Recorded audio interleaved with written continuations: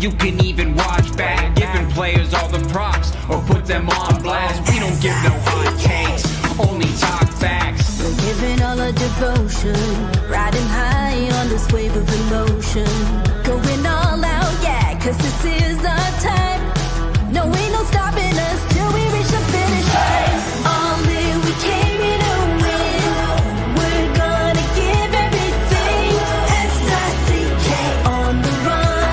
S-I-C-K, sick, sick. On fire, we're ready to fight. We'll bring the house down tonight. S-I-C-K on the run. S-I-C-K, sick, sick. Play it on the car ride, play it when you lounge. X and O, you know that we can hold it down. Shout out to my man Sammy, got it off the ground. And to all the listeners tuned in right now, got debates, analysis, and speculation. This is sports talk for the new generation. You know where to find us, got a reputation. Sick Podcast, your #1 sports destination. We're giving all our devotion, riding high on this wave of emotion. Going all out, yeah, cause this is our time. No, ain't no stopping us till we reach the finish line. All in, we came here to win. We're gonna give everything. S-I-C-K on the run. S-I-C-K, sick, sick. On fire, we're ready to fight. We'll bring the house down tonight. S-I-C-K on the run. S-I-C-K, sick, sick. S-I-C-K, it's the sickest podcast. Tune in for the audio, or you can even watch back. Giving players all the props or put them on blast. We don't give no hot takes, only talk back. S-I-C-K, S-I-C-K, S-I-C-K, S-I-C-K, S-I-C-K, S-I-C-K, S-I-C-K. all in, we came here to win. We're gonna give everything. S-I-C-K on the run. S-I-C-K, sick, sick. S-I-C-K, it's the sickest podcast. Tune in for the audio, or you can even watch back. Giving players all the props or put them on blast. We don't give no hot takes, only talk facts. We're giving all our devotion, riding high on this wave of emotion. Going all out, yeah, cause this is our time. No, ain't no stopping us till we reach the finish line. All in, we came here to win. We're gonna give everything. S-I-C-K on the run. S-I-C-K, sick, sick. On fire, we're ready to fight. We'll bring the house down tonight. S-I-C-K on the run. S-I-C-K, sick, sick. Play it on the car ride, play it when you lounge. X and O, you know that we can hold it down. Shout out to my man Sammy, got it off the ground. And to all the listeners tuned in right now, got debates, analysis, and speculation. This is sports talk for the new generation. You know where to find us, got a reputation. Sick Podcast, your #1 sports destination. We're giving all our devotion, riding high on this wave of emotion. Going all out, yeah, cause this is our time. No, ain't no stopping us till we reach the finish line. All in, we came here to win. We're gonna give everything. S-I-C-K on the run. S-I-C-K, sick, sick. On fire, we're ready to fight. We'll bring the house down tonight. S-I-C-K on the run. S-I-C-K, sick, sick. S-I-C-K, it's the sickest podcast. Tune in for the audio, or you can even watch back. Giving players all the props or put them on blast. We don't give no hot takes, only talk back. S-I-C-K, S-I-C-K, S-I-C-K, S-I-C-K, S-I-C-K, S-I-C-K. Turn up your volume. Because you're about to listen to The Sick Podcast. The Eye Test with Pierre, McGuire, and Jimmy Murphy. The Stanley Cup winning Colorado Avalanche And after 22 years, Raymond Mark! The sickest NHL podcast. Brought to you by TCS Customs and Logistics. Moving pieces, delivering peace of mind. It's gonna be sick. And welcome to another edition of the Eye Test here in the Sick Podcast Network. I am Jimmy Murphy. I'll be joined by my co-host Pierre McGuire in about 10 minutes, about 9 now. He is just doing some radio in Pittsburgh, does a weekly hit on Tuesdays there and gets off at about 4:15. So he will be joining me shortly, but even better, and no offense to my co-host Pierre, I will also be joined then by the one and only, the legendary head coach, Scotty Bowman, Hall of Famer, 14-time Stanley Cup champion. Will be joining Pierre and I to talk about the Stanley Cup playoffs, a look back at the Montreal Canadiens season and where their rebuild goes from here. And I think we'll get into a certain incident that happened in the game one of the Maple Leafs Panthers series last night, where the Maple Leafs escaped with a 5-4 win. But I'll give my take, actually, while we're killing time right now. And if you want to, as I wrote there in the comments section, if you've got some questions for me right now, I'm more than happy to answer them as we wait for Scotty and Pierre. So, Shane, if you see any questions there that are directed for me, I see some directed for Scotty. You can put them up. But if they're for Scott, oh, there we go. We got one. But and the other ones we'll get to later. Ron LaRoque asking me, Jimmy, who do you think the Islanders will target first overall? Schaefer. You have to. And I get the argument from Misa and all that, but you can't pass a guy like that up. Now, I can't say that I've seen him play enough to really give you good insight on his game, but in talking to a lot of amateur scouts that have seen him, they all tell me, like, this is a guy, he's the best guy in the draft, and you can't pass him up no matter what your roster may look like or what the needs are. Now, that doesn't mean they can't draft him and then move him or trade the pick before they draft to fulfill their need or get more immediate needs that can help them this coming season and get them back on track. Nobody's saying that can happen. So I think there's you've got the number one pick in the NHL draft. I don't care what year it is. Even if this is a thin draft, it's still the number one pick. There's still 2 to 3 great players at the top there that you could take with that number one pick, but by all accounts, Schaefer is the best. So I think if you decide you are going to use this pick and draft someone, I'd take Schaefer. Any other ones out there? Dave Abbott. Jimmy, what's up, Dave? Jimmy, what adjustments are made for those teams that moved up in the draft? Do they take the best player, look at the team needs? Well, kind of what I was just saying, take the best player. I think, what I should say is maybe, I think in the top 5, you take the best player. But from what I'm told, there's a drop after the 5, not a huge drop. There's a bigger drop after the top 10 and a bigger drop after the top 15. So I think once you kind of get in, I'll say maybe to, let's just say, like, for argument's sake, like 8 to 12, right? Then I could start seeing you maybe look at needs instead of the best player available, because I don't think that the best player available, if this makes sense, when you get into that point, between 8 and 12, I don't think the best player available is as distinct as Schaefer is right at the top, or Mieser is right at the top there, right? And I guess you could throw Hagens in there a bit as well. But I think it becomes a little more jumbled, so to speak. So if you all of a sudden like, well, look, I need a center, but the majority of rankings or the top rankings have this guy rated here, but this center is right behind him, then maybe you take the center. Like the Boston Bruins, for instance, right, are going to be drafting at 7.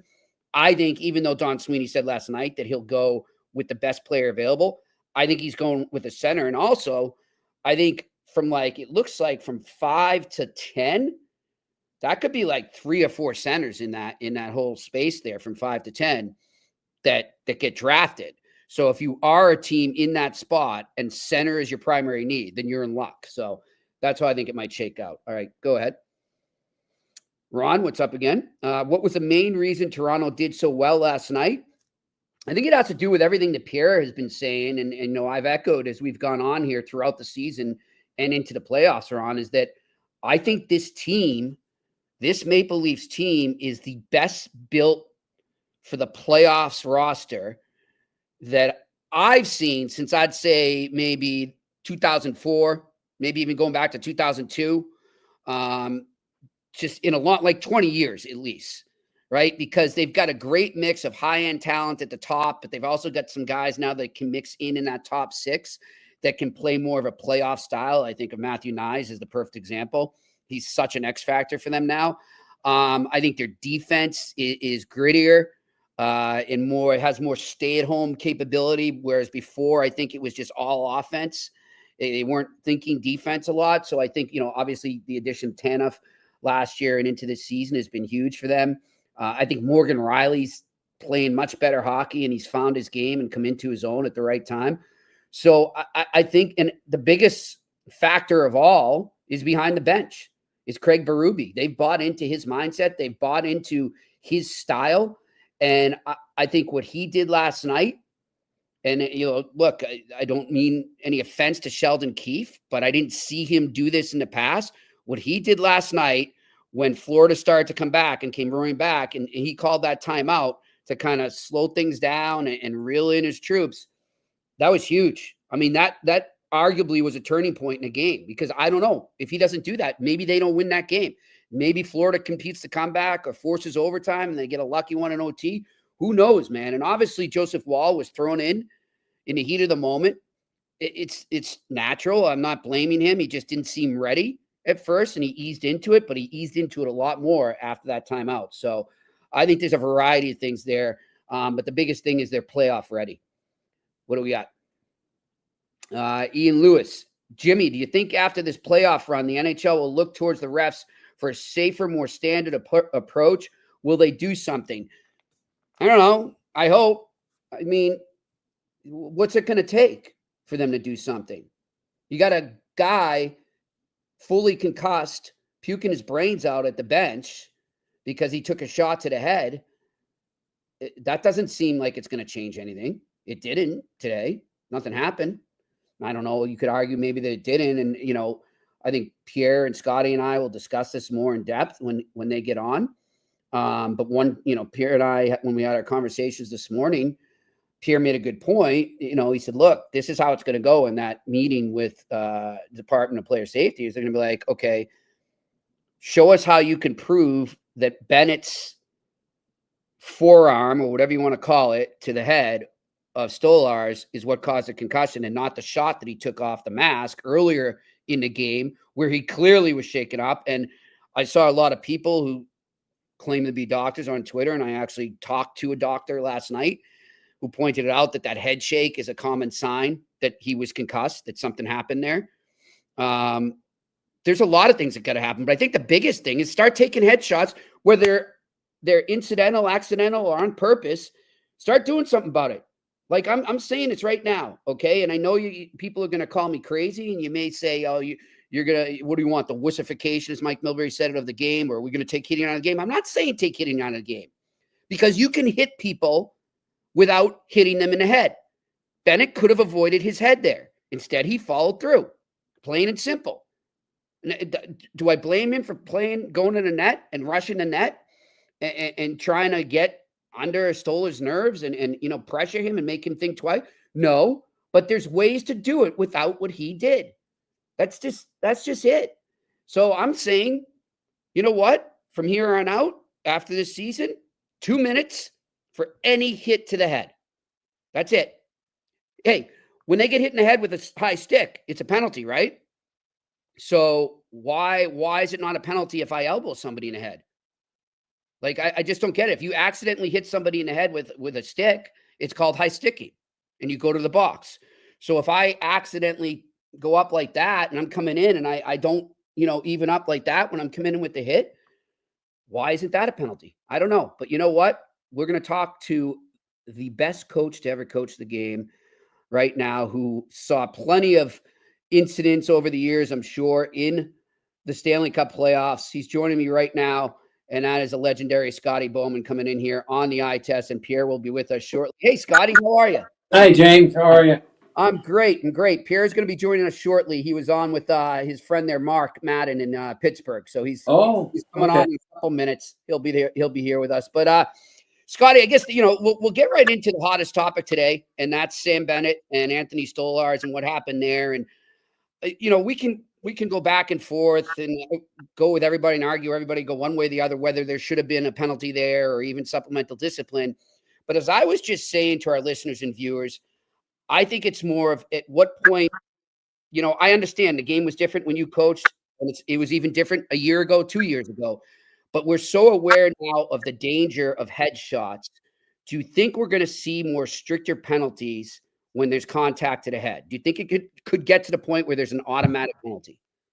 I don't know if it'd go automatic, but you have a good point that a lot of times I'm really close. I might hit you, say, close to your shoulder, and by hitting you there, oh, there he is. Yep, there he is. Look at that handsome man. It rides up. It rides up, like you said, momentarily, and then it hits the head. Right. So I'm not sure. Like, okay, they didn't target the head, but the result of the check did hit the head. And I think one of the issues that we have, and it's just happened after all the videos, but there's two referees on the ice and there are two linesmen. And they don't really get the people say, well, there's 4 people on the ice. How'd they miss it? Well, I mean, what they missed is not what we get at home, because we're watching the game at home and we're getting camera angles from behind the net. We're getting all kinds of views that obviously sometimes they miss them. And I was always wondering, the linesmen, I mean, there's four, they have duties to perform. And a lot of the linesmen are linesmen because they didn't have the mentality to be like a referee maybe. But I think the way it is now is sitting at home watching on TV, we probably even see more close-ups than you would. There would be fans at that game last night that wouldn't be watching right at the crease. They'd be watching where the puck came from. Sure. Now they can show it on the replay. I mean, I imagine home teams that control the replays, but it's a tough call. I agree with the head injuries are. I was listening to somebody, ex-player, talking, and he was complaining the fact that he now works in the media. I forget who it was. I think it was Anthony Stewart. I think, and he said that he sees players now in their 40s that they get headaches or they can't go on he thinks that he even said that he didn't go out and headhunt, but other players that he talked to said, yeah, we wanted to hurt the guy, we wanted to hit the guy, and there's no consequence. So it's a tough topic. Ken Dryden is a great ex-player and was a great writer and everything, and he's been on a campaign. I think it's kind of distanced him from a lot of people in the league, but he's very concerned about the effects of players as they get on older, and that was mainly back when he played, but fighting and hits to the head, and it's like, what do you do with this, Jim? You want to take out. I agree with if it's proven, and it has been, hits to the head. Well, okay, how can we allow 2 guys to stand there, knock your helmet off, and continue to fight? Yeah. What about those guys? I don't know. It's but last night, I mean, we did get we didn't see the velocity of the brush or the hit. I imagine that the NHL safety group, they probably have more angles than anybody would ever have. Correct. And I mean, I often wonder, well, what's the difference in this hit and that hit? But those people, that's all they do for a living, and we have to stick with what they do for now. Yep.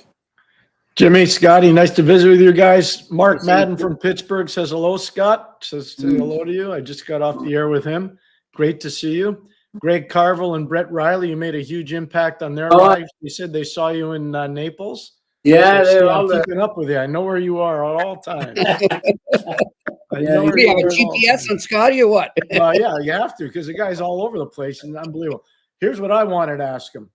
Are Okay. you concerned? Because I know I am, but I don't want to put words in your mouth. With No. the array and the amount of cross-checking that's going on that's not being called? Well, that's one that they really went in the campaign. Was it this year or last year? That and now they said, well, it had to be with a little bit of force. I think I'm like you. It's hard to judge if it's hard enough or soft enough or whatever it is. I do agree. There's been some real fortune. The problem with the to me that cross check, Pierre, if it's within 2 or 3 feet of the boards, and the boards are rigid now, they're not very soft, as we know. That's the area where you could run into an unsuspected player. But I remember talking to Steve Larmer. Steve Larmer, Yeah. a player that's been on the horizon of a lot of people feel that he's close, Pierre, but there's no veterans category. You're on the committee about the Hall of Fame. He was a really strong player in Chicago. Mm-hmm. And I remember talking to him about how he was such a good player in the corners. He was a good corner man. And he did say that every time I went to get a puck, or if I was carrying the puck and I was within 2 or 3 feet of the boards, I always had in my mind I expect to get hit. Now, I mean, that's kind of stretching it, but I mean, he was good in the corners and never. I don't think he got injured very much, but he was aware that he didn't get it. When he got hit, it wasn't by surprise. He was expecting it. So I guess what he did is he kind of braced himself, So I'm with you, Pierre. There's too much cross-checking. We know that, and I wish they would call it all the time, but now they got a little bit of an out, because if it's only a little push, they've got that. Isn't that in the interpretation? It's not. It's not. No. I think they call it a thrust. Thrust is right. You are correct. But we're not referees or linesmen. No. Hey, Jimmy, just so you know. Now, what about the linesmen, though, Jimmy? Do you think I was wondering with the linesmen? I know they have a big duty to perform. I mean, it's a little bit easier now because we got the review at the blue line. So if there is an offside at the blue line, we know the goal's not going to count. They're just about at 100%. The video, they take pictures of every time the puck goes over the blue line, and I was even talking about that the other day with the U.S. coaches, the college coaches, and I said that's probably one thing I would practice on a daily basis on all kinds of my college team if I was coaching, because they have video review, that I would insist on my team. I don't want any goals called back this year. So the guy that controls the blue line, and getting off subject a bit, is the guy with the puck. So if you don't have the puck, what reason are you making it close? Because nowadays, you're not going to get away with it. Maybe in my day, there was some misses. We know that. No misses now. Well, Scotty, I told the eye test viewers that last week because you shared that with me last week about making sure you stayed on side. But Jimmy, I just want to give credit where credit's due. Scotty's talking about Steve Larmer in the 1992 Stanley Cup Final. The best line in hockey that year was Larmer, Roenick, and Goulet. They played for Chicago Blackhawks. The architect of that game plan was William Scott Bowman, and we created a 5-man matchup to shut down that line. So Scotty knew very well how good Steve Larmer was. Scotty, I think Pierre, you're right about one thing though. Is there's too much. There's the checks to me that really bother me are ones that thrust the player into the boards with head first. I mean, you're going to get injury in the shoulder and the knee, but the head first ones, because your neck and everything. I mean, we haven't had a lot of injuries, but we're on the threshold. I mean, we have to be careful of the boards, because the boards now are so supportive. And they're just like iron. I mean, they don't move at all. That's right. Pierre, bring up, what Brian Burke has always suggested there. I don't know why. The Burke bear hug rule. It's to Scotty's point. When you're within 2 to 3 feet, you put your arms around, you can bring him in and ride him into the boards. Then you got to release him. That, rather than doing that. The thrust that Scotty's talking about. So we agree. Yep. I don't know So why they didn't get. So there's no suspension. Like, I mean, they review a lot of things, but yeah. of course, yesterday being in Toronto and everything else, it's a focal point. It's an opening game, but they obviously looked at this play, and I imagine the fact that there was a previous close play with the goalie when he got hit with the puck, a mask. Got hit in the face with a puck. Shot. Why didn't he come out there, as you said to me today, Pierre? I mean, that should be the biggest question. We didn't rehearse this show. The winningest coach in the league agrees. Like that's the number one first thing you look at. We agree. Yeah. I mean, he's probably, I don't know this. I'm just hypothesizing, but I mean, there had to be trauma at that point when he took that, and he did that shake, right? Like you pointed out to me on the phone, Pierre, he does that head shake. Yeah. That's usually. Hey, did you ask Scotty about his opinion of the Montreal Canadiens yet? We're going to get to that. I was very excited. Go for it. Yeah. So Scotty, look, as we've said many times on this, since the Canadiens clinched a playoff spot, anything after that was gravy. I mean, they were playing with house money, and it was just great to have them go in and get there. But what was your take on what you saw from a lot of the key players, these young players, whether it's Caulfield, Hudson, Slavkovsky, Suzuki, guys like that? How did you think they handled that series as it went on, and what they might have learned? I think the pace that they had to, if you look at Montreal pace for the last month of the season, they were at a fever in this pace, playoff pace really, and they got in because they were, especially I mean, they won games on the road too, but the games in Montreal. Now, I think when you think of, reviewed the series, they did a terrific job in the first two games. They're playing a team that had a terrific season, and they were right in both of those games. Now they got a big lift in game 1 at home, game 3, and they were able to come through in that game. I look at their team, and I think overall from the month of the season to the playoffs, and in the playoffs, they ran out of gas. I mean, they were a team. I mean, if you look at the ice time that their key players played, especially the Suzuki line, especially Hudson, especially the Gooley came back. I mean, they were playing a lot of players, but I think the momentum that carried them into the playoffs.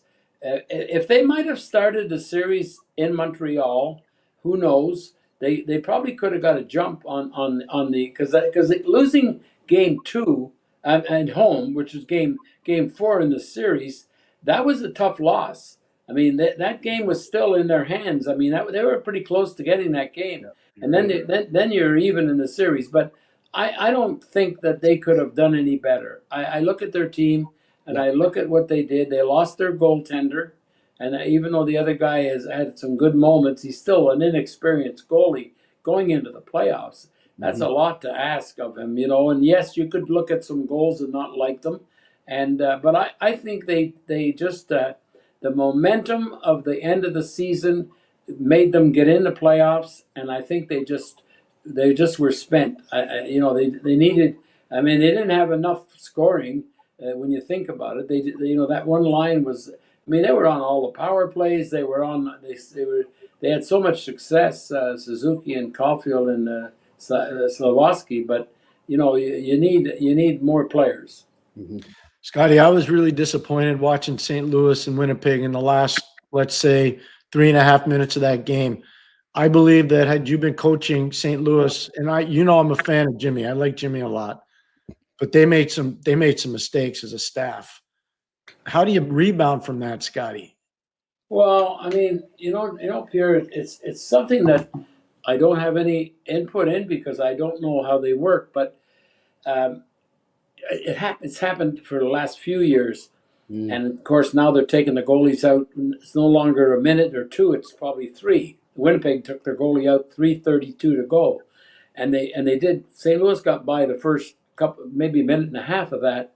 But the one play that happens all the time, I'm not a big fan of giving up face-offs in my own end in the last 2 minutes of a game because we know how strong power plays are now. So even 6-on-5, it's a man edge. Like, it's so hard to get the puck out. And it was a couple of times in that instance where the player, like, I know that you can try for the empty net. That's what the analytics say. But what they don't tell you is if you have another option and you can avoid a icing and a face-off, can we do that? That's, I mean, if you could talk to analytics, you could say, okay, I know when you're under duress and you have no choice and the guy's going to take the puck off you and you have to shoot it, go for the empty net. But I think the player that had the best chance might have been Buchnevich. Buchnevich, it was. Was that the second of the goals? Yes. Yes, Buchnevich iced the puck, yeah. You know, but I don't think like when they're trained not to worry about who's around you, if you get the puck on your stick, go for the empty net. Now, he had nobody in front of him. He had somebody pretty close to him, maybe on the side or behind him, but like, obviously, if he could do it over, he would have either threw it up on the right side off the boards, or he would have kept going himself. Yeah. That's what you suggested, Pierre. But you don't see players now on most teams worry about getting to center ice. Like, I think I'd rather lose the puck on the other side of center, or like right around center, than a complete face-off in my own end. Like, because, and I said don't lose it clean, but if the other team got the puck, it's a tough call. I felt the other team, they didn't have much going for them until they could take that goalie out. And I mean, but Pierre, we can criticize all you want about who should be on. It was history. It's never happened in the annals of a seventh game. No, it's unbelievable. Unbelievable. No, you're right. But let's go. Hey, Scotty, let's go back to the Dallas, Colorado game 7. Same thing. Yeah. It's the same thing. So yeah, McGuire broke his stick on a power play. That's right. And then they end up getting a penalty. And then they got another penalty right after on that face-off. Jack Drury tackled Duchesne. Yep. Yeah, that was it made for exciting hockey for the other teams, but boy, I mean, seventh game, there was a lot of mistakes made. You're right, Pierre. That's all I'm saying. It bothered me because I like Jimmy, and I don't even try to hide it. If Scotty's standing on the bench, those mistakes aren't made. I'm just telling you, they're not. They're just not. Yeah, that's all. True. It's true. Yep, it happens. I like what you say there, though, Scotty. That's one thing we have to remember. We can look at St. Louis and what they did wrong, or look at Colorado and what they did wrong. But as you just said, this has never happened. Like, this is unprecedented. So that has to be factored in there for sure. Scotty, one of our great listeners and viewers here asked us a question. I believe it was yesterday, Pierre, maybe the day before. What was our favorite game 7? Whether it was Pierre being a coach or being an announcer or watching as a fan, and same thing, whether I was a reporter or as a fan. You've been in so many game 7, Scotty, but is there one when you think back that stands out to you the most? I think, well, obviously in the Stanley Cup final, I don't think I was involved in any 7 games. I was very fortunate because I'm looking back, not in the finals, but we did have we did have a big goal in Detroit when I was with the Red Wings. Steve Yzerman, we were in the second overtime, and that was a big goal because it propelled us into the next round. And that's when St. Louis had a pretty good team. Gretzky was there. Gretzky actually he turned it over, right? Well, I mean, they took it off him. I mean, I wouldn't say it was a giveaway, but the other one was my last year coaching in 2002 in the finals. We got behind the first. We didn't lose in the first 2 times we got to the finals in 97, 98, but we lost game 1 to Carolina. Yep. And then we came up and we won our next home game.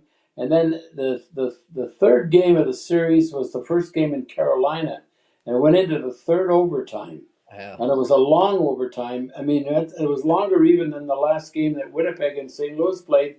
And Larionov scored a big overtime goal. But the game was so late. It ended around 12:30 Eastern time, and we had to play only one day between the next game. Do you know, whoever would have won that game, I really think it was such a tough game the next game we won like 4-0 because the other team was not there. I mean, that was a tough loss. And, it'd be like if Winnipeg would have had to play St. Louis the next day. It favors them a lot, because that was a tough loss. And I think that's what that game I remember. The overtime goal by Larionov, that was a game breaker because it meant the cup to us. It gave us a 3-1 lead, allowed us to go home and win the cup. But I don't know of any. The other game would be a conference game when we played in '79 Boston. Mm-hmm. That was because I talked before about that. We had those 3 years. There's a man writing a book from Minnesota, and I don't know what he's going to write about it, but he's going to write about he's trying to do a book on 3 years in a row. We lost the 29 or 30 games, but that game, that team Boston had in 77 right to 80, the 79, they were close. I mean, the first year we swept them 4 straight. We scored 2 at home, 2 away. Next year went to 6 games, and the 6th game was in overtime. So that would have been a 7th game series coming up, a home game, of course. We would have had home game, and then the third time was the conference game when Boston kept taking the lead, and there were a lot of fluky goals in that game. But the last one, or the game that the goal that tied it up, wasn't a fluke. But once again, we had we had the edge because we had a power play. Mm-hmm. I remember. That's the other game. How did he get the power play, Jimmy? Ask him. I don't want all my Bruins How did he get that power play? No, well, it's easy to happen because when you're coaching, Pierre, you've been behind the bench and you're in a routine, and I've had players match with other players, and I know Donald Marcotte was one of the better. The players that come to my mind, players like him, Donald Marcotte, Craig Ramsey, these guys could play against any right winger and not nullify them all the time, but just about. And he was doing a great job with Lafleur in that series. And he was told when Lafleur jumps on the ice, and I don't have the mechanics of how it all occurred, but that's how they ended up with too many men on the ice, because we double shifted Lafleur, and somebody didn't do his job on the player's side. It wasn't Don Cherry. Cherry. No. The coach had he got blamed for that, but I would take the exemption of that because the players know when they're supposed to replace players, and of course maybe somebody wasn't paying attention. I don't even know that would happen, but Donald Marcotte ended up on the ice, and he should have been on the ice, but somebody else was on the ice too, and that was the difference. Yeah, but Jimmy, you know what? He decided to double shift Lemaire and Lafleur, and that's how it happened. So Scotty won't take credit for it. But there's other teams been doing that now. Was it? Oh, it was Dallas. He double shifted Rantanen. He did. Yep. Late in that. That's how they got Gerard and Lindgren on the ice against them. Yep. That's how they got that. That's how they got the tying goal. Huh? That is correct, because Lindgren and Gerard got caught out there, and Lindgren was playing on the right side. He's a lefty. You're 100%. See, Jimmy, anybody, I'm telling you right now, if you're an owner of a team and you want to win the cup, bring him in right now. Just let him go run the bench. That's all you got to do. Pete DeBoer. He's had a lot of experience. He's a heck of a coach. I want to see him win. He had that tough loss. Was he the coach in San Jose? Yes. And wasn't there a major penalty or something? No, that was the other. That was when they were playing Vegas. It was Vegas versus them. Vegas got the penalty. Mm-hmm. He was coaching Vegas? I think he was coaching San Jose then. I could be wrong. Yep. I think he was in San Jose when that happened. Wow. But I'll tell you one thing. Pete got his New Jersey Devil team to the final in 2013 or 2012. Sorry, 2012. It's amazing he was able to do that. Amazing. Yeah. Scotty, we can't thank you enough. You're unbelievable. Well, I thought we were going to talk about Laval, but we'll do that tomorrow. Whoa, what? You want to talk about Laval? If you want to keep talking, we'll talk about it. No, Pierre I was only kidding him. I said, he told me there's 3 or 4 players that they if they don't play in Montreal, they would probably be able to trade them or something. Isn't that right, Pierre? That is correct. And I think they got 4 or 5, and they got guys coming too. Scotty, they're good. But one more question for you guys. Yeah. How did you feel? I mean, I want to know what you guys think about a team getting the first. I mean, okay, the players are different every year. The Islanders moving on 3% chance from 10, being a playoff team the 5 previous seasons. Now they get the shot. Maybe it's a little bit of fate that there's. I don't know if there is a generation type player. You would know that, Pierre. But Schaefer is. He's Okay. you're going to really like Schaefer. Okay, so but you know, the Dallas Stars are a good team, and I give credit to them to be able to go where they are right now. But this guy Heiskanen, now don't forget he's the pick they got from going from 11 to 3. Mm-hmm. Imagine you get a player like that. That's the only thing I'm not sure of that system. Like I know it's like, to me, that the only teams that had a chance, say that we didn't have this system, and say that we had tanking. Okay, to me, the only teams that showed in the last month that they might be down would be Nashville, San Jose, Chicago. Mm-hmm. I don't think any of those other teams would be. They were all trying to get in the playoffs. Buffalo was battling right to the end. Anaheim was battling right to the end. Yeah. No, you're right. You're right. So I mean, You're what do you think the league's concept is? Like, what about should the okay, can you not take care of the tanking for the last? Like, why do you take the tanking for 16 teams? Mm-hmm. Like Pierre, one can't, like, every year it's different. I know, but like the bottom 2 or 3, we know that it would happen more than once. But the big one was Mario and Kirk Muller, right? Yes. I mean, in 84. Okay, but there's 2 teams, and obviously, but you have to keep your eye on it. But I don't know if it's good. I don't know if it's good for. I mean, it's good for the Islanders. I mean, I'm not taking it away from them, but I'm not sure if the worst team in the league. I really think last year. I mean, you could say, well, what are they doing trading all their players away? That's another. I don't know the kind of player. I know that San Jose made some moves at the end, but I don't think they were thinking of tanking as much as getting some assets. How do we get better? Correct. Like the Bruins. The Bruins were just trying to stockpile draft picks. Yeah. Okay. So they weren't trying. Yeah. They weren't in the mood of getting. Although they had a shot at it. Where did they finish in the standings? 7th. Yeah. If there was fifth to last, so they were the 5th worst team. So they had better percentage than the other team that got it. Yeah. The Islanders. Yep. That the only thing I don't know is if a team is the worst team in the league, and you could say, well, they have a chance, but they had a 25% chance of getting the. I think some people, Scotty, like I was, I'm watching it, and then I'm looking at the social media, and then I had my friends text me. Yeah. So many people were just confused as to what is going on here. This is the weirdest with the balls. Oh yeah, like this is bizarro. Like, and then I was so the only thing I said I don't have an answer. No, I thought everything was resolved, and then Commissioner Bettman said, now with this man from what was the accounting firm? He's doing all kinds of numbers. So, but I mean, I guess with the league standpoint, if there is parity in the league, it doesn't bother the league. We got as much parity as you're ever going to get.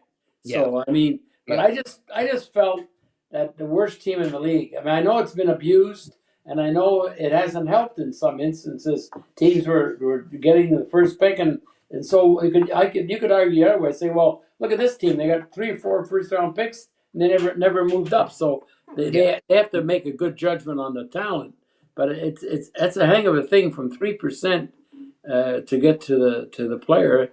And I mean, New York Islanders, it's an important franchise in New York City. Mm-hmm. I mean, New York, not the city, but the state. Anyways, that's why you're amazing. Appreciate it, Scotty. I'll be in touch. Bye, Scotty. Thank you. Thank you. Bye. All right. It's Scotty Bowman join us here on the eye test. Okay. Now, Do you understand what I keep saying? What I say? Yes. Yeah, I do, Pierre. I agree. I just wrote And something. it's in the not chat because he's like an older brother or like my father. I'm just telling you. I've been on. I'm 50. If my brain works that well when I'm 55, I'll feel blessed. I'm telling you right now, and guys won't admit this, but I'm telling you, I'd love to have the guys on when I was standing next to them and we were coaching against teams to watch. They just sometimes look over at the bench and go, I give up. Like, when's he going to stop?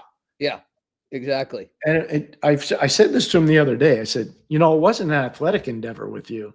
It was a mathematical endeavor with you. And he goes, yeah, you got that right. I said, oh, do I ever? Because if I missed by a couple seconds, you'd be giving me crap on the bench. Yeah, it's amazing. It's just his mind just it's amazing. That's the key word, still. He's so smart. Well, think of the moments, Pierre, that, and like you say, we don't script this, but how many moments, I counted 3, whether we're talking about Dallas, the Dallas win, or the Colorado, Winnipeg, St. Louis. Yeah, like I counted 3 moments that you and I over the last few days have analyzed back and forth.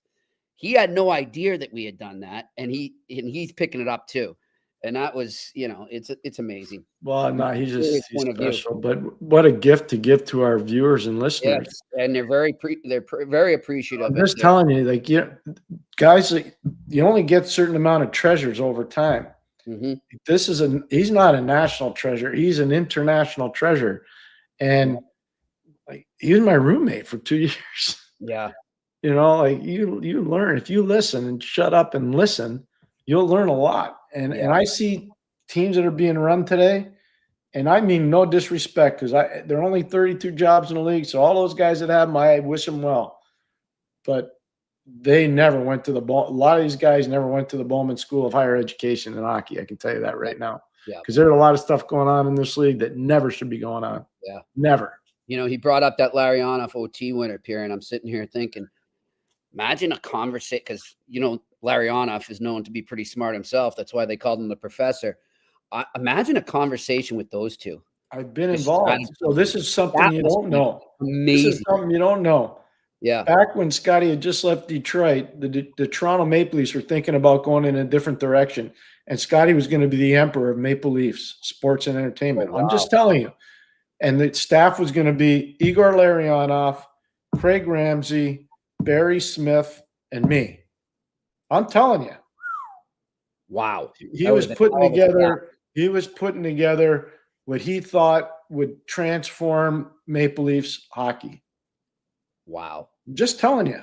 This is right before the lockout, around then, like 03, 04, 05, somewhere around that. Right after he stopped, so right around in there. He left Detroit at 2002. 02. Exactly. So it'd be right around in there. Wow. I'm just telling you. That's amazing.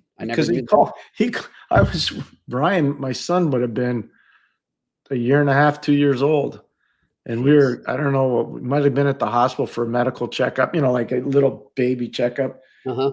And I remember him calling, and back then there weren't iPhones. I was a BlackBerry. And I remember he called me and he says, hey, I got an idea. This is what I'm thinking. I'm like, okay. And he goes, you're going to be in it. I said, well, I kind of have a job now. No, you're going to leave that job and you're coming to this job. Okay, I'm doing that. And he starts telling me the guys that are involved. And I'm like, whoa.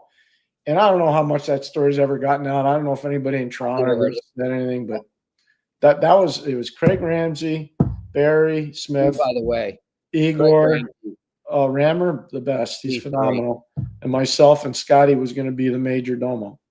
Yep. Wow. Yeah, Rammer didn't get enough credit. Like I always, some people know, people that are connected know, but he was such a key part of that 2011 Bruins team here. He and Jarvis were my God, what a staff. He and Jarvis were amazing parts of that. Yeah, 100%. Yeah. For sure. Pierre, before we get to the sponsors and my picks and the Q&A, I just, want to expand a little bit going back to the Bennett thing there. And one question I should ask Scotty too, but I want to ask you is, when you have a guy like that walks the line, right? Yeah. And you've told us a million times that the NHL, the Department of Player Safety has that list, right? And, maybe it's Marchand's on it. Maybe this guy's on it sometime. I don't know if you know, but I would imagine that he's probably on it. And if so, when they're looking at a play like that, how do they judge his intent? Because only Bennett really knows if there was intent. You can't tell. I don't think they can judge his intent. Yeah, right? It's just unless it's like Ekblad, okay? Play college football. Like when you led with your forearm on a guy, you were not hitting him in the midsection. You were going for the face or the neck. Yeah. All right. So when you hit somebody in the face or the neck, you're trying to inflict harm on them. Yes. And like Scotty said, those guys that go out there and they're trying to hurt. When Ekblad came down the wall, like he's not trying to hit to bruise him. He's trying to hit to knock him out. And so that's intent. You see that. Yeah, clearly. If you ever played high-level sports, you know what he's trying to do. Yeah. I can't say that Bennett was trying to do that. I just don't think he was. Do I think he was trying to collide with the goalie? I do. Do I think he was trying to hit him in the head? I don't think so. Yeah. See, the thing I get is just it's tough, right? Because we look at it now. There's a track record. Last year it was Marchand that he knocked out of that series, right? The year before with Matthew Nyes. So there's a track record with him where he's clearly now he could be doing what you've said is the game plan for teams. If you're going to win in the playoffs, you gotta pound the best guys on the other team. You're trying to wear them down. And I get that, but you have to do it within the parameters of the rules. But when you have a track record like that, how hard is it for the Department of Player Safety? You know, everyone's sitting here and they're throwing darts at them right now all day. No, everybody got to calm down. Myself, yeah. Can you tell me a playoff we ever had where people aren't emotional about missed calls? Yeah, this isn't a different year. Exactly. That's why I brought it up. What's bothered me, and I've said it to you from night one, and I'm not talking to Scotty about it, but I asked him there. This cross-checking stuff. Look, he and I worked together on a lot of plans. Okay, we did. We never once, Jimmy, ever once put cross-checking into any game plan. We never told a player, go cross-check that guy. Yeah. And I'm not saying coaches are doing it, but somebody's telling them cross-checking's okay. Yeah. I've never seen this like this. And then to go back to just, in terms of Stolar's situation and whether he was concussed, you nailed it when I called you this morning. You said, hold up, Jimmy, slow down. You said, the main question isn't anything about that play. It's about why was he not taken and looked at after he took that shot. And Scotty said it too. Oh, I didn't know Scotty because I was on Mark Madden. Said the same thing. He said, well, what about the shot he took off the mask? Well, that's what I said to you right away this morning. Water on that. What's going on here? That's what we should be talking about. We could sit here till the cows come home and debate whether it was a dirty play by Bennett.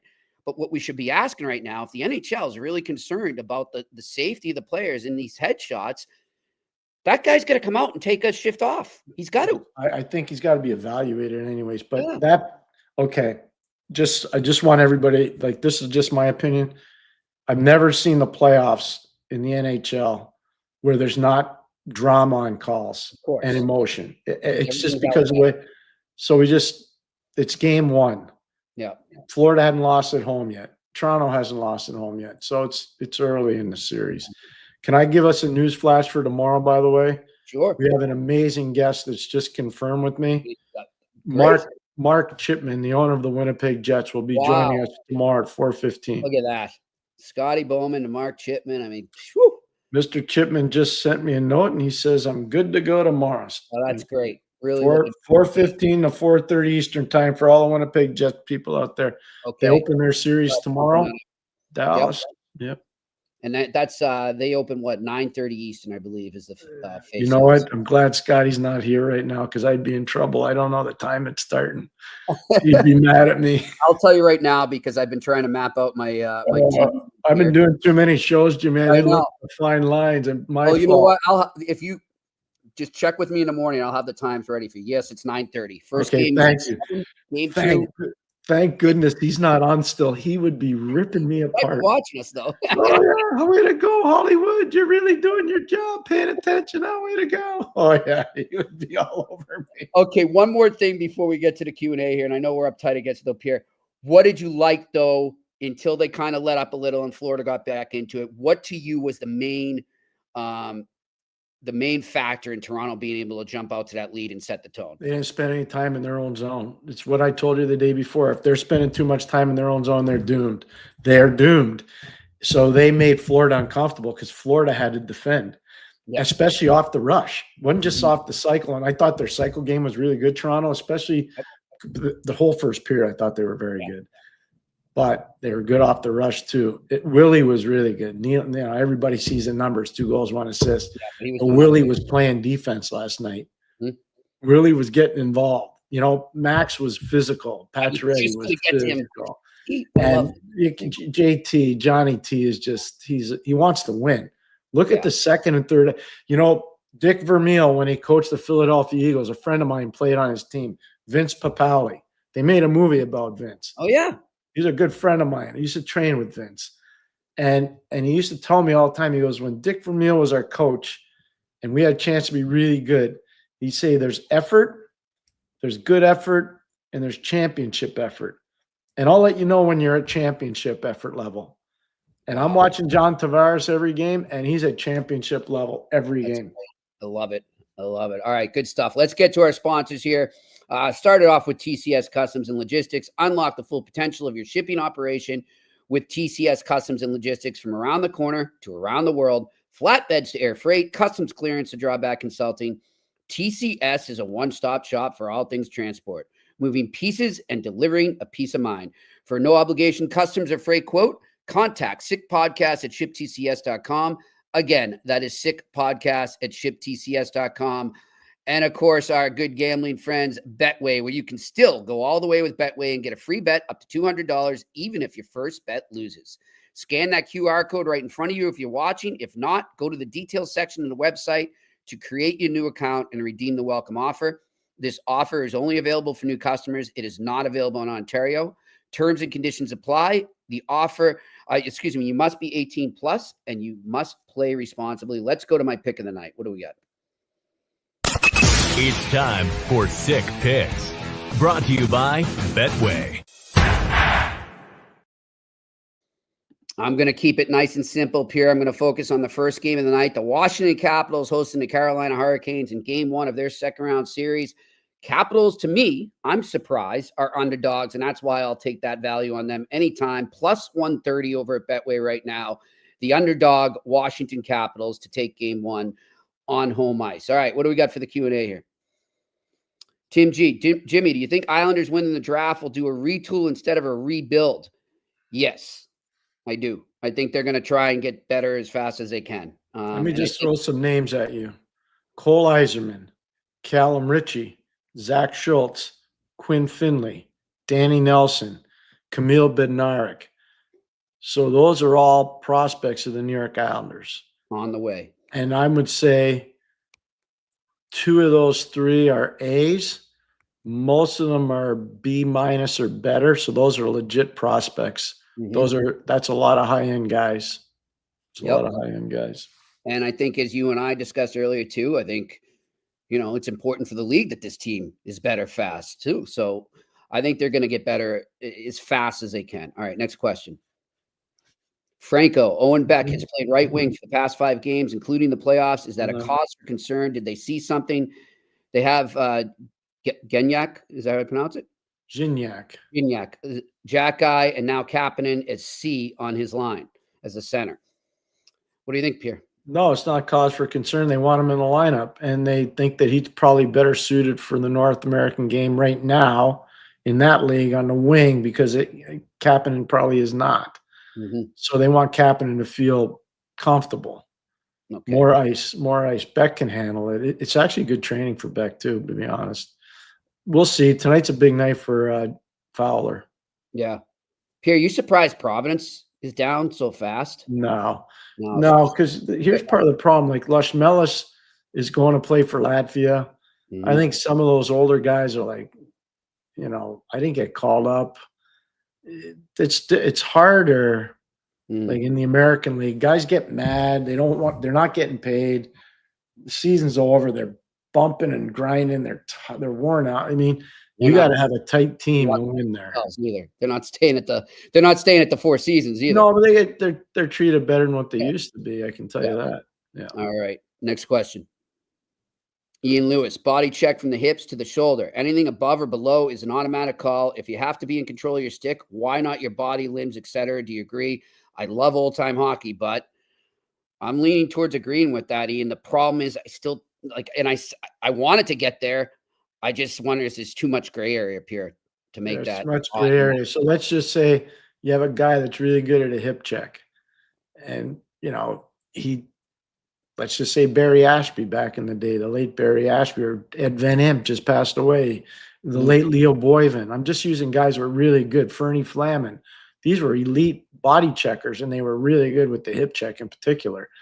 Those weren't penalties. Like, it's part of the game. So if you hit a guy in the thigh rather than the hip, is that, with a hip check, is that a penalty? I don't think so. Yeah. So it's too hard. It's too hard to call it that way. All right. Next question.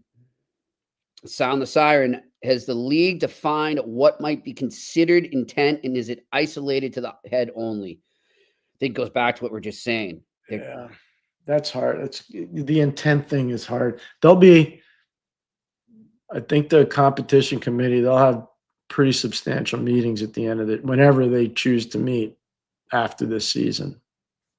Pierre, this is a question I ask, and I might get in trouble with the PA for it, but, we can sit here and blame the Department of Player Safety and blame the league. Why aren't the players ever questioned, like, if you have such respect for your fellow player, then why are you taking a headshot at him? Why are you doing that? After everything you know right now and what can happen to you, why are you doing that? And I don't think that's asked enough. You could tell me I'm crazy, but I think it needs to be brought up. I think there needs to be respect amongst them. Yeah, I testified in a few arbitrations, like, involving that kind of stuff. Mm-hmm. I prefer to leave it in the arbitration room. All right. Okay. I'll take the heat for this one. Thank you. All right. Next question.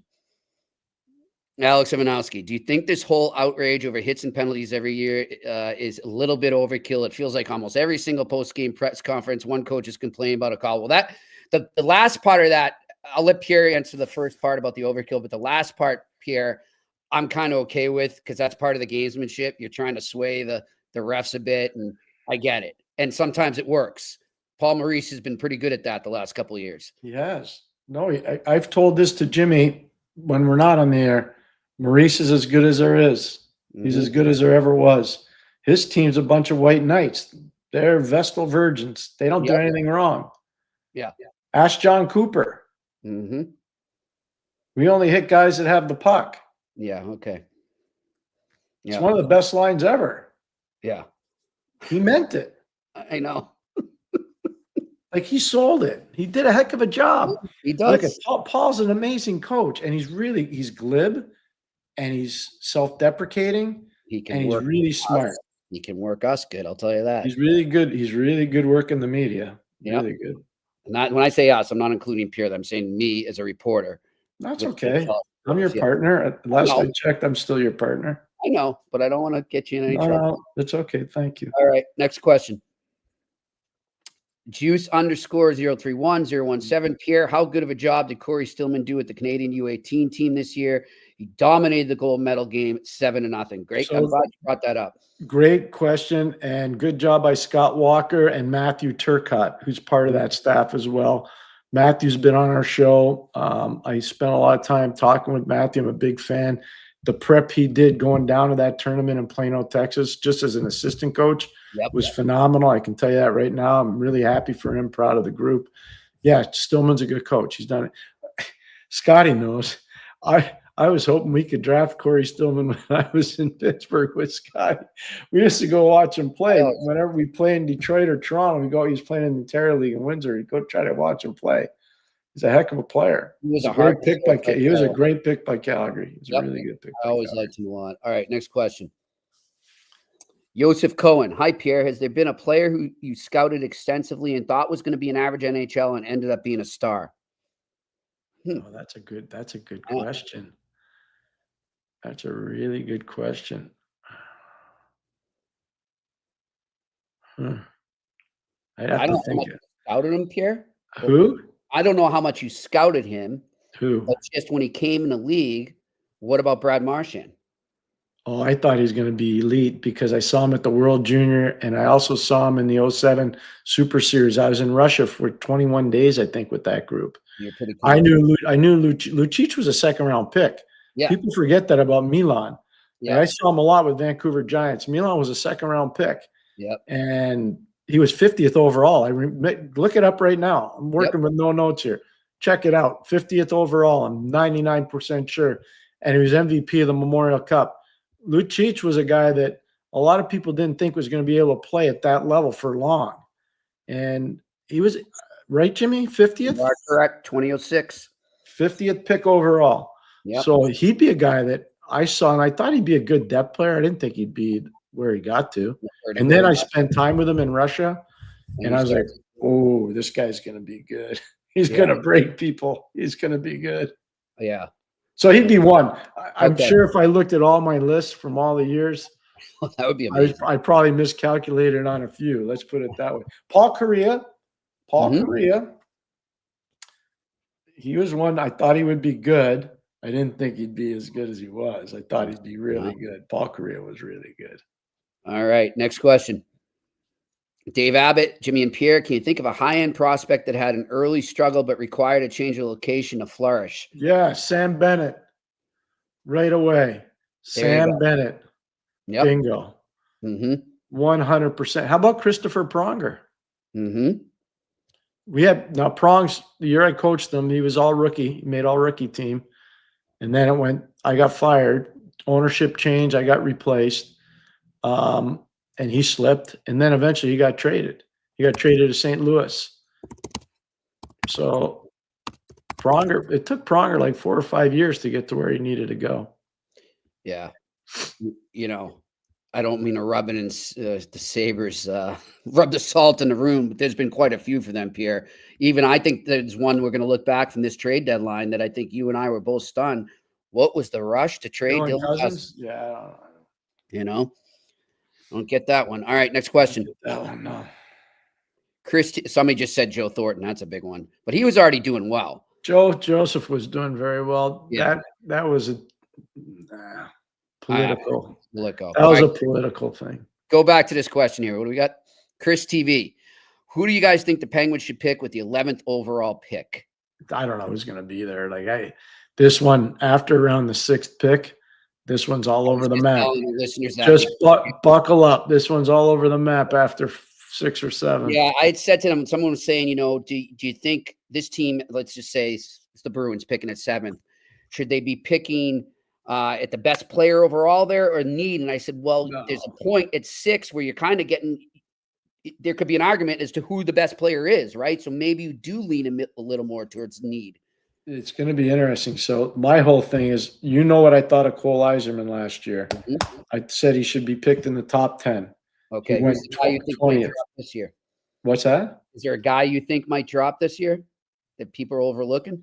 You don't have to say it is. I'm not going to say it now. Okay. But there's one guy I think that could drop.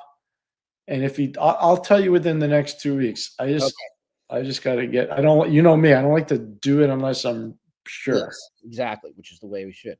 All right, next question. Randy Workman. Pierre, what do you think of Kishkan Atchison as a defensive prospect? Solid. He's okay. Flames guy. I'm taking it. Okay. Solid. Next question. Gabriel Lamb. If you're the Islanders, who would you hire to be the GM? Ken Holland, Mark Bergevin, or Jarmo Kekalainen? Out of those 3, I take Ken Holland. Ken Holland first, Kekalainen second, Bergevin third. I think Bergevin's got a legitimate chance to be the GM in LA. All right, next question. Ian Lewis, what is Adam Engstrom's ceiling? Where does he fall in the depth chart, in your opinions? Great show. Thank you. First of all, he's got tremendous ceiling. I was really impressed by his growth playing in the American Hockey League this year. Moves the puck well, creative on the offensive blue line. Very good puck possession skills. Like, he protects the puck really well. Got harder to play against defensively. Big ceiling. Say it could be a 4, 5, 6 in the league. Good ceiling. Good ceiling. All right, next question. I love this. Norway. Good to have you again, my friend. Greetings from Norway again. As a big Penguins fan, it is an honor to communicate with a two-time Cup champ with the Pens. What do you think of the Pens' short and long-term future and insight on the new head coach? Well, I will tell you this about the new head coach. They'll probably have, I know Kyle Dubas said they're going to cast a wide net and try to bring in a bunch of different people. I would hope one of those people would be Rick Tocchet. I would hope. I thought that David Carl would be one of those, but he clearly signed with Denver. I think Greg Carvel should be one, the coach at UMass. I think there'll be assistant coaches from the National Hockey League that are still involved in playoffs that will be considered. But you can't even come close to telling me they can find a better guy in the market if they can't hire Joel Quenneville, which I don't think they will. That's got more street cred with the Penguins elite players than Rick Tocchet. So that's what I would hire. In terms of where I think they're going, it's going to be a slow build. Their East Coast League team in Wheeling lost, which I think they were really stunned by. Their American Hockey League team in Wilkes-Barre lost, and they haven't played a playoff game in 3 years in the NHL. So I think it's going to be a slow, steady build. It's not anything that's going to be earth-shattering. All right, next question. Dave Abbott, what are your thoughts on Jet Greaves? Can he carry the Monsters to an upset? He can, but I don't know about tonight because Fowler's really good. And Fowler went in there and outdueled him twice in Cleveland, which was really special for Jacob, obviously. So we'll see how it goes. And that's not a knock on Primo, by the way. I just think the guys let their guard down the other day. Crowd will be wild in Laval tonight. I think Fowler will be the difference, and I don't think Jet will beat him tonight. I think Fowler will win tonight. All right, next question. And again on Fowler, if he gets the start tonight, he wins. Do you run him till he loses? 100%. Yep. 100%. Now, They took him out. management may say, you know what, we want to get the other guy some looks because maybe we're going to use him as trade bait. Mm-hmm. You know, and I'm talking about Primo, and that's not a knock on Primo. I think he's resuscitated his career unbelievably by what he did in the American Hockey League. That kid should be really proud of himself. Yeah. He should be really proud of himself. Sure. And there's such a logjam there. It might be better off, you know. He would be. Fresh starts for players. He needs. Hey, hello, Philadelphia. Let's go. Totally. All right, next question. Harold again from Norway. Another question for Pierre. Since Norway does not have many NHLers, what do you think of Emil Lilleberg's play with the Lightning this season, and does he have a future as a mainstay on their defense? He does. He really does, because you know what? He plays big, and he is big, and he plays rough because he is rough, and he's not afraid. And I thought he got tougher as the season went along. Yeah. So, no, it's really good. Jimmy, can you do me a favor? Mm-hmm. Go back to Hartford Whalers. Okay. Drafts. Say great Hartford Whaler draft picks from Norway. I think there's only one. All right. I'm doing this for our emailer and texter. Our new friend there. There's one, right? There should only be one. It doesn't. This thing won't narrow it down. This could take a bit, Pierre. No, it's going to be in the early 1990s. Okay. He was a Norwegian that played in Sweden. So we're talking around like 90 to 92, somewhere around there? Yeah, right in there, yeah. Okay. Let's start in 90. He's a defenseman, you said? No, forward. Forward, okay. They're not listing the country, but I'll tell by the name, I'm sure.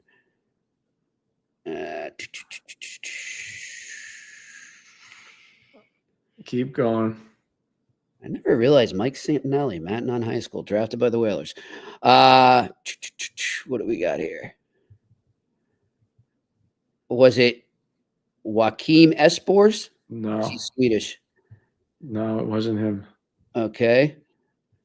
Now we're up to 93. Yeah, Pierre, I'm not seeing anything here. I apologize. All right, so I'm going to tell you now because Okay. I just cheated. He's the only one. Espen Knutson. Espen Knutson. See? Yeah. So I said it to you before it came up. It's Espen Knutson. Did he end up on the Blue Jackets eventually? I feel like I'm going to look that up. I'm pretty sure. sure. I'm going to tell you right now. Espen's nickname was Shampoo. All right. Hey, Jimmy, he was a heck of a player. He was a really talented offensive player. What was the reason for the nickname there? Because he did a shampoo commercial in Sweden. Oh, beautiful. I love He it. had the good locks going too. Also, yep. He was 1990. Okay, because I There started. you go. So we were close. I told you, 90 to 92. So And I was right. He did it. He wound up retiring from the NHL in the Blue Jackets organization, and then he went over to Sweden for a year. This guy was a really talented player. Offensively, really gifted. Good Nickname stuff. was Shampoo. All right. What do we got here? Let's roll through. I reeled again. Also, how long before Brandskid, Nygaard, and Stan Solberg are ready for the NHL level? Very seriously, very close. Both of them, really close. That's great questions. Very, very close. All right. Next question. Juice _031-017 with his performance in the K the last 2 years. Can we see Zach Fucale back in the NHL? How old is he now? I think Zach's probably close to 28 to 30, I'm going to say. Could. I mean, you could. How old is he, Jimmy? 29. So 28 to 30, so I was pretty close. He'll actually be 30 this month on the 28th. Okay. Nailed it. Yeah, he could, but I don't know. I think it's tough. That age, it's pretty tough. All right, next question. Randy Workman, how much do the Leafs have to change their game in order to win? I wouldn't change anything. I don't think much. The biggest thing for them is power play. Like, they can't go 0 for the power play. Yeah. That can't happen because Florida's going to take at least 4 to 6 penalties a game the way they're playing. Mm-hmm. And now the league office is telling them anything after the whistle, put the guy in the box. Here's the other thing too. Don't let Bennett be your focus. No, they're not going to do that. Well, the older guys do it. Don't let it happen. No, but the thing about Toronto, what we don't talk enough about in Toronto? What kids do they have? Yeah. They have no kids. These are all men. They've been in the league. You're right. They're not going to do that. That's like the kids, the players that get in trouble in these things, they're the kids. Yeah. This nonsense people are saying put in Reeves. Come on. No, everybody's entitled to their opinion. Maybe some people think they need some toughness. Like, I don't think they got more than enough toughness. I think they have a good team toughness, Pierre, and that's why I agree. That's why I love the way they're built for the playoffs now. Yeah, no, I agree with you. I think you're right. Yeah. Keep All going. Right. I think that's it. That's what Shane's doing. Knutson, that's awesome. That is so good. That's awesome. Yeah, good stuff. And somebody's saying Berube's not going to allow that to happen, Jimmy. Yeah, you're right. He's been he's not going to let that happen. Yeah. That's what I'm saying. Like, I was watching last night. I'm saying, okay, maybe Marchand's going to get under their skin. Maybe Bennett will. Maybe Kachuk. Yeah. They didn't even pay attention to those guys. Yeah. Like after Bennett hit Stolarz, nobody went after him. Nobody went near him. I wonder. I don't know how many are aware of what happened though, Pierre. Like how many saw it. But you see it when you get to the bench, obviously. So if you're watching the game from the bench, yeah, you saw it. All right. Yep. But the guys on the ice, sometimes that's fair. Yeah, I don't think it's always fair. Like when people say, "Why didn't the guys on the ice do anything?" Well, maybe they didn't see it. I've seen that happen. Scotty made that point before too. I thought it was a good point. He goes, all these referees on the ice. Everybody says, "How come they didn't see it?" Well, sometimes you're not watching that. Yeah, you're watching something. You don't have eyes in the back of your head. So yeah. All right, beautiful, amazing. How about how good he was? How about how good William Scott was? That was great. So always a pleasure to talk hockey with Scotty. We appreciate him coming on. Thanks for setting that up here. And Pierre, thanks for setting up tomorrow. Remember, you got to send Mr. Chipman his thing tomorrow. So we're all set for Mark Chipman. All you Winnipeggers out there. Yep. That's the guy that keeps your franchise going. Yep. Just telling you right now. Join us, Mark Chipman, here on the eye test tomorrow at 4:15, Pierre, right off the dot. 4:15, bang. We have him from 4:15 to 4:30 tomorrow. There you go. On a game day, too, right before his team gets ready to play game 1 of the second round in the Stanley Cup playoffs against the Dallas Stars. He's awesome. What a guy. On the eye test. Thanks to Shane working the boards. Thanks to all of you for your great questions and everyone listening. We'll be back here tomorrow on the eye test on the Sick Podcast Network. And that's a wrap. Hope you don't miss us too much until next time. Follow the Eye Test with Pierre McGuire and Jimmy Murphy on YouTube, Facebook, Google Play, and Apple Podcasts.